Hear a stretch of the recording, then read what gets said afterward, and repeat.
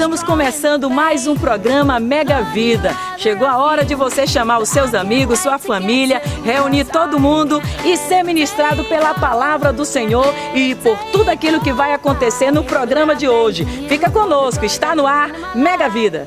And ooh, there's something about the way your sun shines on my face. It's a love so true, I can never get enough of you. This feeling can't be wrong. I'm about to get my worship on. Take me away. It's a beautiful day. No mundo dos esportes, sempre temos algo a aprender e aplicar na nossa vida espiritual. Eu tenho certeza que este quadro vai ministrar tremendamente a sua vida. Fique agora com Vida Radical. Sejam bem-vindos ao quadro Vida Radical e como você sabe, esse quadro é recheado de adrenalina, muita emoção, muita ação para você. Nesse dia, nós teremos o BMX. Outros conhecem como bicicross. É ação sobre rodinhas. E começou há muitos anos atrás, você vai conhecer um pouco da história e você vai conhecer algumas manobras também fora do comum por caras aí que manjam muito da bicicleta. Não saia daí, fique ligado. Começa agora o Vida Radical. Give me that love, that Jesus love. Give me that Jesus love. Give me that love, that Jesus love. Give me that Jesus love. No greater love than Jesus love. This love's more than enough. I'm lost without it, now I found it, all about it, Jesus. A história fala da bicicleta somente como meio de transporte. Só que esse meio de transporte tem sido utilizado pela galera atual para fazer muitas manobras e se tornou um nome chamado aí por eles de BMX. Outros chamam também de bicicross. E eles utilizam essas bicicletas para fazer suas manobras super radicais. E é interessante que muitos que têm a oportunidade de ter essa bicicleta, mas a deixam guardada na sua garagem. O BMX ou bicicross surgiram na Europa na década de 50 e se popularizaram na Califórnia na década de 60. Hoje ele se divide em dois estilos, o racing, que é a corrida, e o freestyle, que é o que a gente vai acompanhar agora. The summer sunset look good today, and I'm so burnt out. Don't need to worry what tomorrow brings. Let's live our lives now. So let's go. While the night's still young, hit the flow. Till that DJ's done, lose control. Gotta check to blow, 'cause tonight we in. Vale a pena lembrar dos grandes benefícios que tem a bicicross para nossa saúde. Trabalha toda a musculatura, principalmente a musculatura dos braços, pernas e quadril. É interessante, gente, que cientistas comprovaram que reduz 50% o risco de ter hipertensão na vida adulta e também joga o estresse para bem longe. Então é um grande benefício para quem quer ingressar nessa grande modalidade que é o bicicross, ou conhecido também como BMX.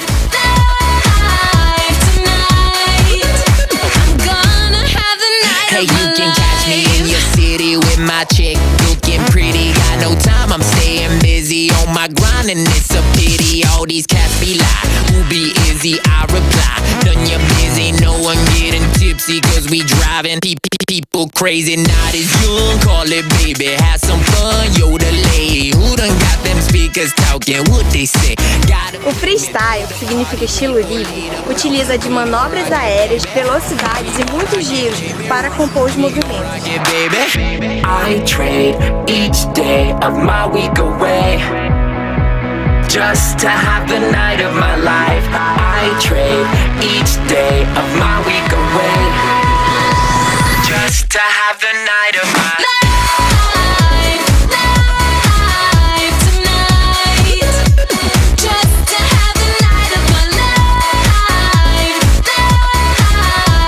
Nós do Vida Radical queremos deixar um recadinho para você. Cuidamos da mente, cuidamos do corpo, mas agora é hora de lembrar que existe um Deus Todo-Poderoso que cuida de nós. Leia a Bíblia todos os dias, tenha conexão com o teu Criador e com certeza as manobras que você vai aplicar na vida serão muito mais radicais. Vida Radical. Radicalize já! Give me that love, that Jesus love. Give me that Jesus love. Give me that love, that Jesus love. Give me that Jesus love. No greater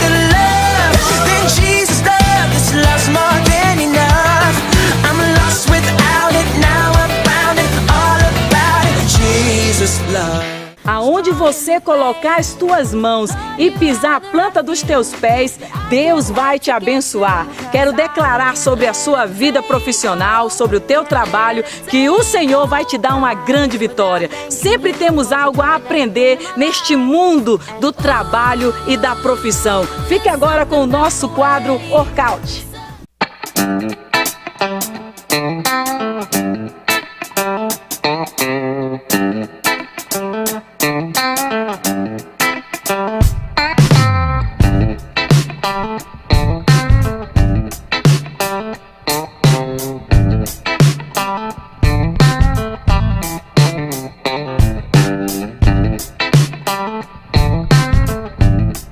Olá pessoal, vocês devem estar se perguntando o que eu tô fazendo aqui.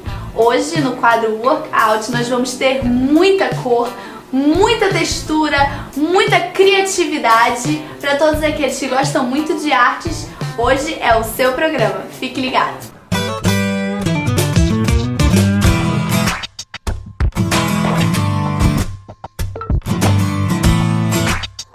Hoje nós vamos aprender um pouco mais sobre artes visuais. O que um artista visual faz? Como que o artista visual encontra a sua vocação? E para você que quer ser um artista visual, fique bem atento em tudo que nós vamos falar hoje.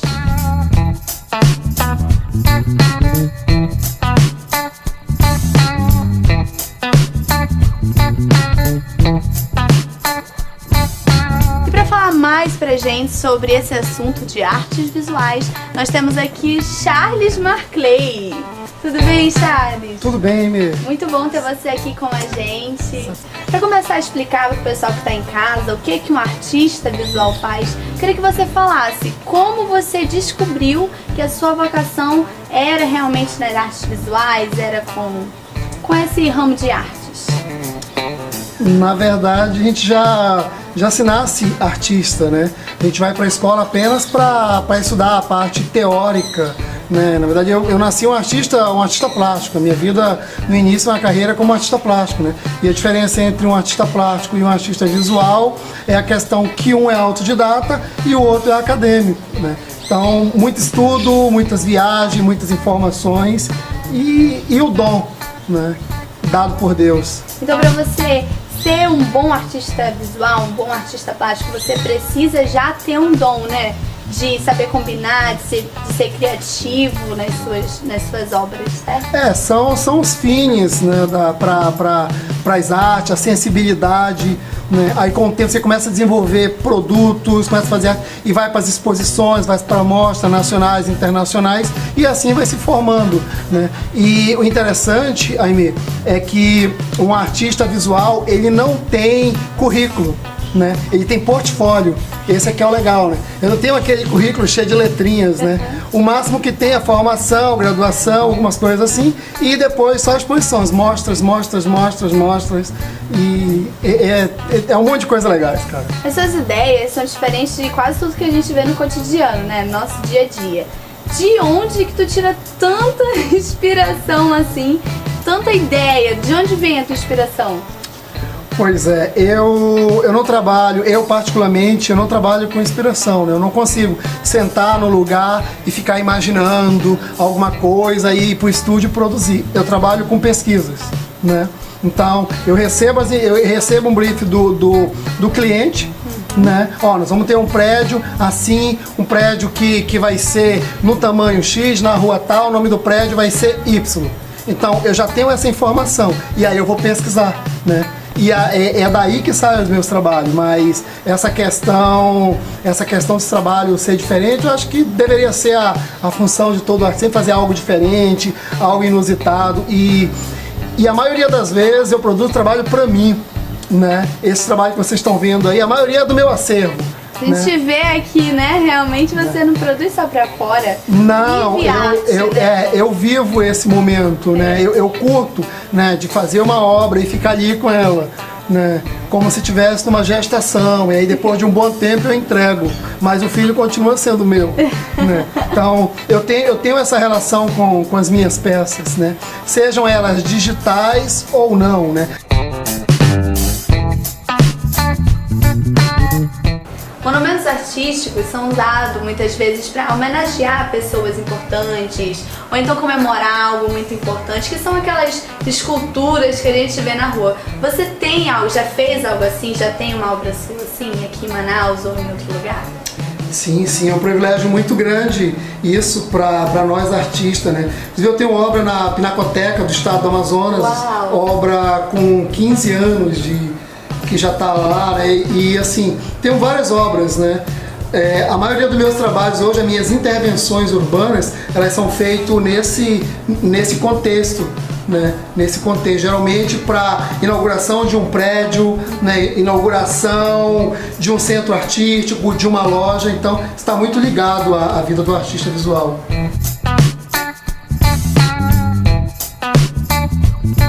Então, para quem está em casa e gostaria muito de ser um artista visual, tem um filhinho de artista plástico, qual a dica que você dá?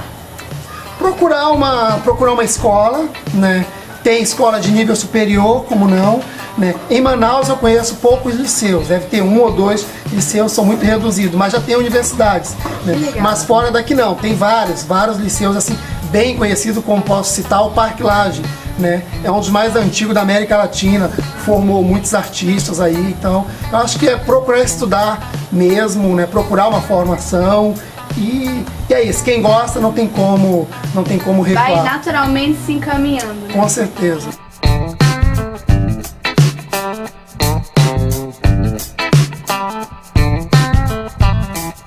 Deus é um Deus criativo e Ele vai com certeza capacitar você e você será luz aonde você estiver. Deus abençoe todos vocês. Até a próxima!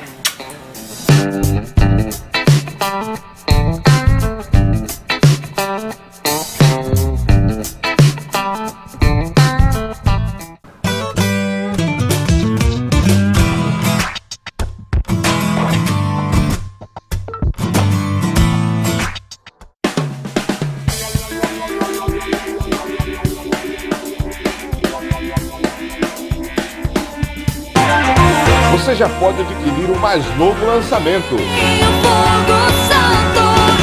Chegou o CD Jovem Profeta 4, Céu na Terra.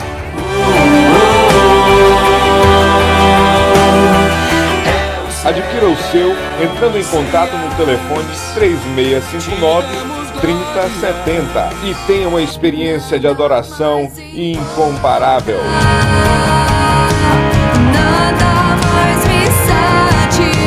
Jovem Profeta 4, Céu na Terra. Posso fazer pra ti,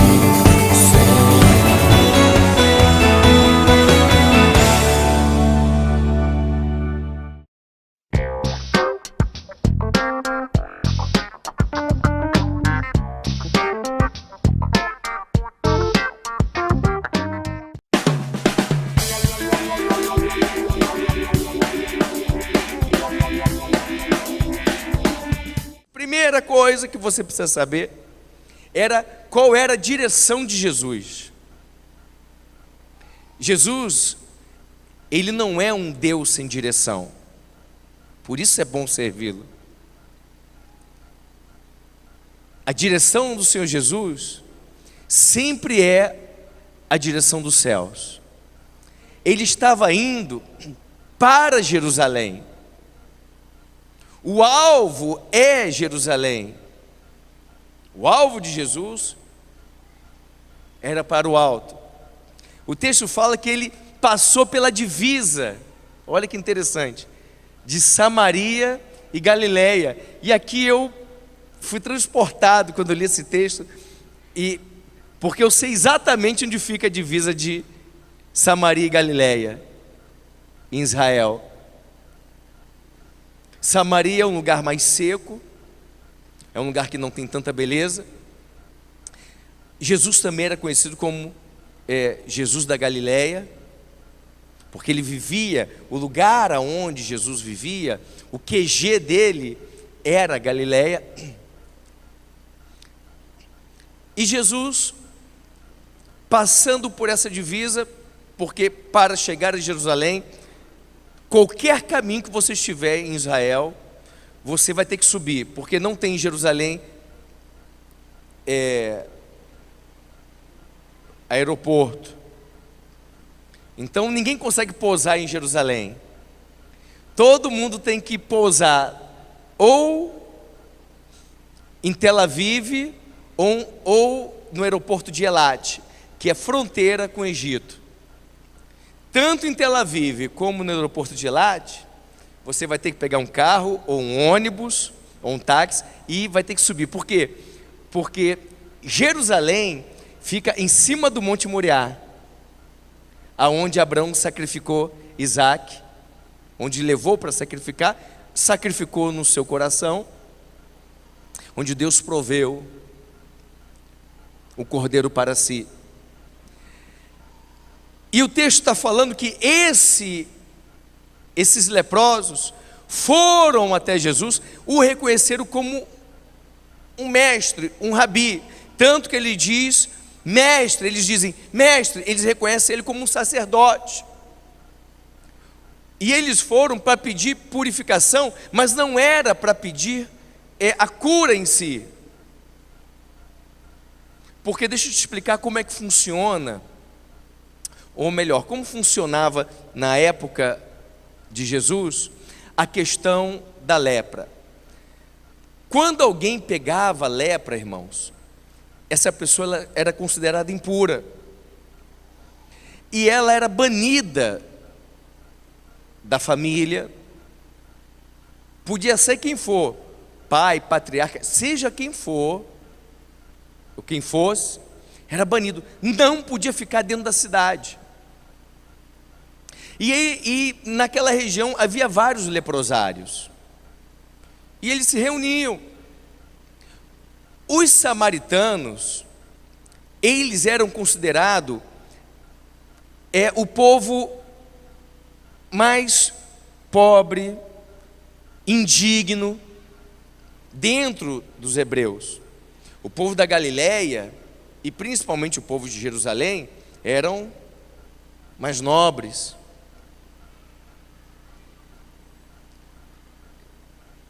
E então, dentre aqueles leprosos, só aquele era samaritano. Era aquele que ninguém esperava que poderia ter um ato nobre dele, porque às vezes as pessoas, elas julgam muito pelas aparências. A aparência realmente é importante, mas mais importante é você ter a sabedoria de não julgar as pessoas pelas aparências, porque as aparências enganam, às vezes enganam muito. E então, aqueles 10 leprosos, eles vieram pedir só uma bênção. Não estava na mente deles a concepção real de que eles poderiam realmente serem curados, porque eles foram lá pegar uma bênção sacerdotal. Eles pegaram Jesus no meio do caminho, já que eles não podiam entrar em Jerusalém, não podiam entrar dentro de Samaria, não podiam entrar dentro da Galileia. Eles ficavam ali na margem. Por isso que entre Samaria e Galileia estavam os leprosos. Por quê? Porque a lepra, ela significa pecado. Ela representa o pecado. E o pecado, ele te deixa à margem do que Deus quer fazer na sua vida. E para surpresa deles, quando Jesus os encontrou, disse: olha, vão fazer acertar a situação de vocês, vão pagar o voto de purificação no templo. Ora, o que Jesus falou, irmãos, não era possível, porque não iam deixar eles entrarem no templo, não iam permitir, eles não podiam entrar em canto nenhum, eles estavam tomados de lepra. E claro, eles foram, mas a Bíblia não fala que eles chegaram lá no templo, mas a Bíblia fala que eles foram curados. E quando eles foram curados, a lei de Moisés ensina que quando alguém for curado da lepra, vai ao templo e entrega um sacrifício de gratidão pela sua cura. Isso era lei em Israel e é lei até hoje, porque a lei de Moisés ela não foi abolida. Quando eles se retiraram, todos foram curados e todos perceberam que foram curados. Todos entenderam que Deus era com Jesus e que eles foram tocados por Deus. Só que uma coisa é você viver pela lei. Eu vou fazer isso porque Deus mandou. Se eu não fizer, eu vou ser punido. Outra coisa, irmãos, é você viver pela satisfação de servir a Deus, pela gratidão. E o samaritano, aquele que era, além de leproso, era samaritano. Então o cara, ele estava mais desgraçado do que o desgraçado. Mas ele entendeu que quem foi usado para essa grande bênção na vida dele foi Jesus. Só ele voltou. Só ele retornou. E Jesus fez questão de dizer: cadê os 9? Não eram 10? Cadê os outros 9? Deus fica assim o tempo todo, irmãos. Quando Ele derrama a sua bênção sobre nós, derrama da sua glória sobre nós, Ele fica procurando. Mas não eram milhares que foram abençoados? Por que só 1, 2 ou 3? Por que só um grupo de 30, 40, 50 estão dando graças ao Senhor? Mas são esses que ficam guardados e selados na memória do Pai. E pode ter certeza, meu irmão e minha irmã, faz diferença o que nós estamos fazendo. Isso está marcando o coração do Senhor. Para mim isso é tão real, tão verdadeiro, que o que Deus falou para mim, altar de gratidão, altar de louvor e adoração e altar de fé, para mim isso é muito forte. É porque eu vi algo. Deus me transladou os meus pensamentos.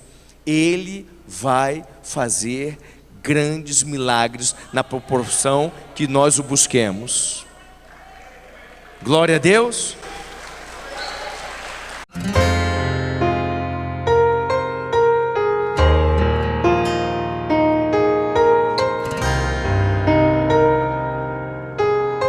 Como diz a palavra em Mateus 18, tudo aquilo que ligardes na terra será ligado nos céus. Chegou a hora de orarmos pelo seu milagre. E eu creio que a oração da concordância vai atrair o sim e o amém do Senhor. Vamos orar.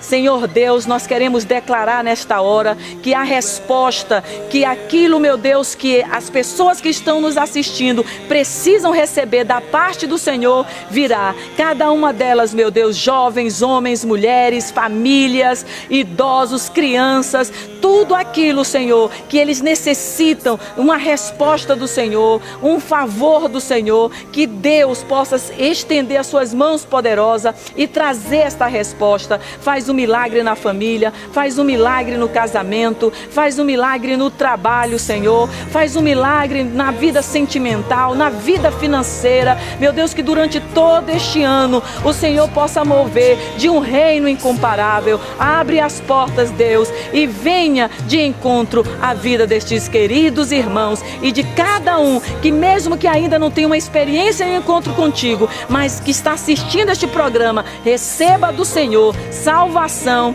e vida plena, em o nome de Jesus, amém.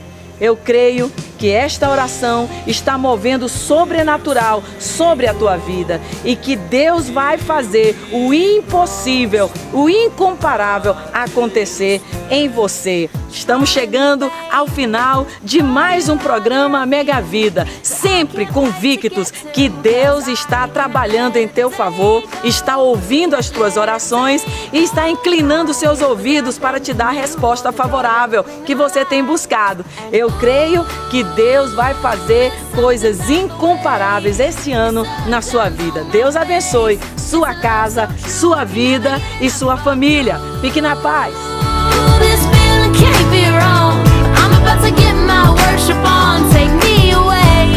It's a beautiful day.